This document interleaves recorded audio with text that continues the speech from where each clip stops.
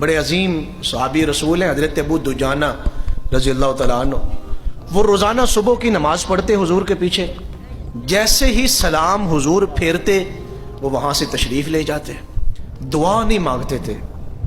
تو کسی نے شکایت کی کہ یا رسول اللہ صلی اللہ علیہ وسلم، حضرت ابو دجانہ نماز تو آپ کی اقتداء میں پڑھتے ہیں، آپ کے پیچھے پڑھتے ہیں، لیکن فوراً چلے جاتے ہیں، دعا نہیں مانگتے. تو آقا کریم صلی اللہ علیہ وسلم نے فرمایا ابو دجانہ کو بلایا جائے. جب حضرت ابو دجانہ کو بلایا گیا تو پوچھا آپ نماز پڑھ کے فوراً کیوں چلے جاتے ہیں؟ تو حضرت ابو دجانہ نے فرمایا کہ یا رسول اللہ صلی اللہ علیہ وسلم، جیسا کہ آپ جانتے ہیں کہ مدینہ منورہ میں کھجوروں کے باغ پکے ہوئے ہیں اور صبح کے ٹائم ٹھنڈی ہوائیں بھی چلتی ہیں مدینہ منورہ میں، تو جو میرا پڑوسی ہے اس کے گھر میں کھجور کا درخت لگا ہوا ہے اور وہ پکا ہوا ہے.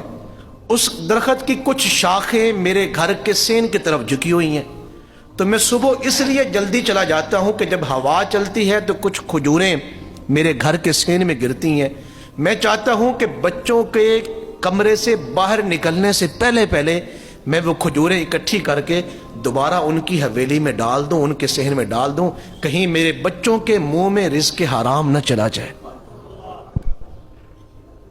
پھر اگلی بات بھی فرمایا ایک دن میرے بچے نے کھا لی تھی کھجور، میں یہاں سے تھوڑا سا لیٹ ہو گیا تو میرے بچے نے اس وقت منہ میں ڈالی تھی، یہ شکر ہے کہ میں پہنچ گیا وہاں پر، اس وقت میں پہنچ گیا، میں نے فوراً اس کے منہ میں انگلیاں ڈال کے اس کو قے کروائی ہے اور اس کھجور کو باہر نکلوایا. کتنی احتیاط ہے، کتنا خیال ہے رزق حلال کا، کتنی اپنے بچوں کے بارے میں فکر ہے، کہیں وہ کھجور اٹھا کے کھا نہ لے. تو حضرت ابو دجانہ نے جب یہ بات کی تو حضور خوش ہو گئے، خوش ہو کے فرمایا کہ آپ اس درخت کو خرید کیوں نہیں لیتے؟ تو عرض کی یا رسول اللہ صلی اللہ علیہ وسلم، ممکن ہے کہ وہ نہ بیچنا چاہے. فرمایا اس کو بلا کے لائیں پڑوسی کو، وہ یہودی تھا. تو حضور علیہ الصلوۃ والسلام نے ارشاد فرمایا کہ یہ جو تمہارا کھجور کا درخت ہے، میں چاہتا ہوں یہ تم میرے ساتھ سودا کر لو، یہ ابو دجانہ کو دے دو.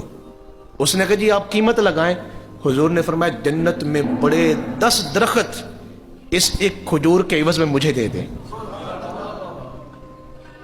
تو اس نے کہا کہ جناب جنت آپ کے نزدیک ہوگی، میرے نزدیک تو جنت ہے ہی نہیں، میں تو یہودی ہوں، میں آپ پہ ایمان نہیں رکھتا، تو آپ کی بات کو کیسے مانوں گا کہ جنت میں کچھ ملنا ہے کہ نہیں ملنا.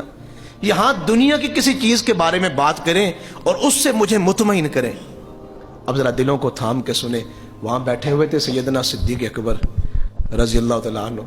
انہوں نے عرض کی یا رسول اللہ صلی اللہ علیہ وسلم، اگر اجازت ہو تو میں اس سے سودا کر لوں؟ تو حضور نے فرمایا کر لیں. تو آپ نے فرمایا کہ میرے فلاں باغ میں جو سب سے اچھے 10 کھجور کے بوٹے ہیں وہ تم رکھ لو، اور یہ جو کھجور کا ایک درخت ہے آپ کے صحن میں یہ ابو دجانہ کو دے دو. وہ راضی ہو گیا. جب وہ راضی ہوا تو راضی ہونے کے بعد وہ گھر چلا گیا. تو میرے آقا و مولا صلی اللہ علیہ وسلم نے فرمایا کہ اے صدیق اکبر، جو 10 بوٹوں کا اعلان میں نے اس کے لیے کیا تھا وہ 10 بوٹے اللہ نے تمہارے نام کر دیے ہیں. وہ 10 درخت جو ہیں وہ اللہ نے تمہارے نام کر دیے. جب وہ گھر آیا، چونکہ یہودی تھا، تو بیوی سے کہا، اس نے کہا یہ کیسے ہو سکتا ہے، یہ میرے گھر کے سین میں لگا ہوا درخت، ہمارے گھر میں جو درخت لگا ہوا ہے وہ ہمارے پڑوسی کا کیسے ہو سکتا ہے، یہ ناممکن ہے. یہ باتیں کرتے ہوئے سو گئے. جب صبح وہ اٹھے تو انہوں نے اپنے گھر کے سین میں دیکھا جیسے یہاں کوئی درخت تھا ہی نہیں کھجور کا.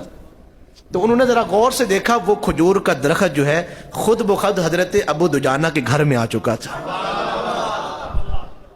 تو وہ سمجھ گئے کہ مسلمان کتنے عظیم لوگ ہیں کہ وہ اپنے بچوں کو اس درخت کی کوئی گری ہوئی کھجور بھی نہیں کھلانا چاہتے. یہ